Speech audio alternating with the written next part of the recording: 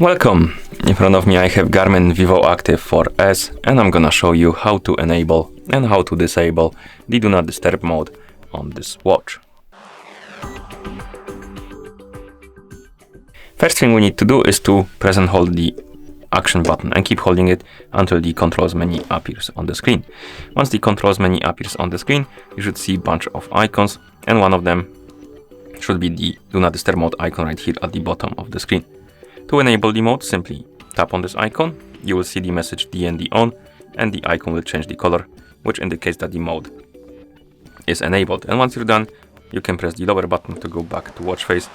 And on the watch face you will also see the Do Not Disturb mode icon, which indicates that the mode is enabled. And if you want to disable the mode, press and hold the action button to open the controls menu. Tap on the Do Not Disturb mode icon. You will see the DND off message. You will see the icon that basically the icon changed the color, and the icon from the watch face will be gone, which indicates that the mode is disabled.